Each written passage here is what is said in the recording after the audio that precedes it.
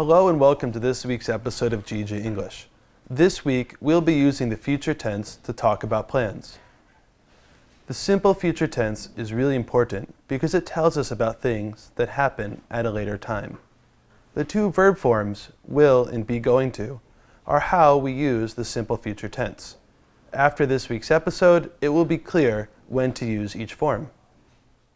The grammar for sentences using will or be going to is structured subject plus will or be going to plus the base verb. When you want to make guesses or predictions about the future, you can use either form of the grammar. For example, we could either say Benjamin will win the game, or we can say Benjamin is going to win the game. Both of these sentences mean the same thing. When you want to express future plans, you use the verb form be going to. These can be realistic or unrealistic plans. For example, we could say Benjamin is going to spend his next vacation in Jeju, or we could say Benjamin is going to go to the moon. For future plans, we could also use the present continuous. The subject plus the base verb with an ing ending. For example, we could say Benjamin is playing basketball tomorrow. When you want to express a promise, you use will. For example, I could say Benjamin will never lie. When you want to volunteer to do something, you use will. For example, if someone said, I am having trouble with my homework, Benjamin could say, I will help you with your homework. When you want to talk about a decision that has just been made without any planning, you use will.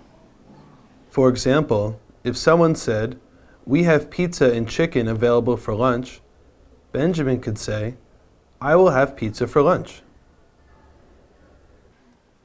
Intensifiers are words or phrases that can be added in front of will to show that an action will be more or less likely to happen. Intensifiers include maybe, it's possible, perhaps, and it's unlikely. For example, if someone asked, what will you do if it rains tomorrow?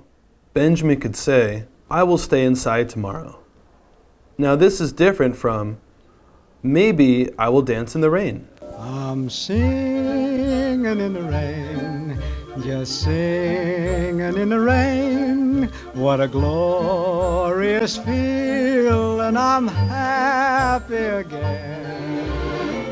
I'm laughing at clouds so dark up above.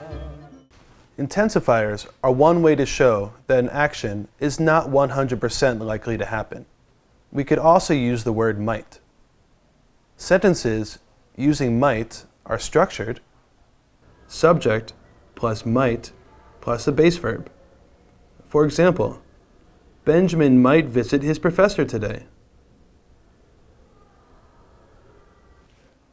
A plan is a goal or event that you want to have happen in the future.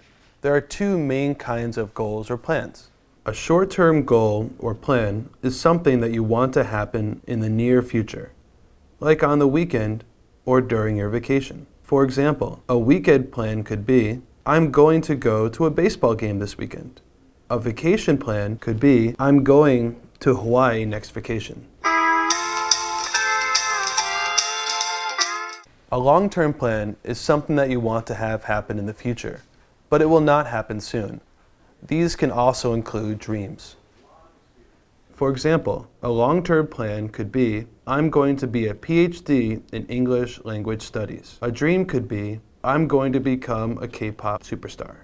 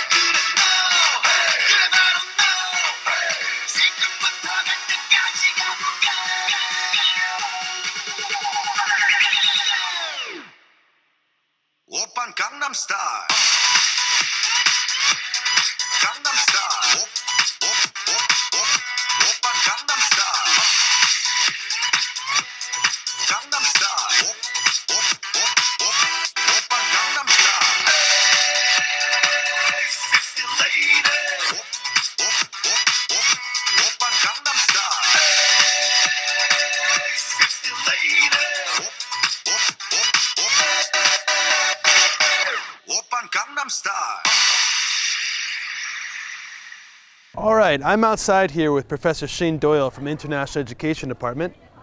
And Shane, do you have any fun plans for the summer? Great question, Ben. I'm glad you asked.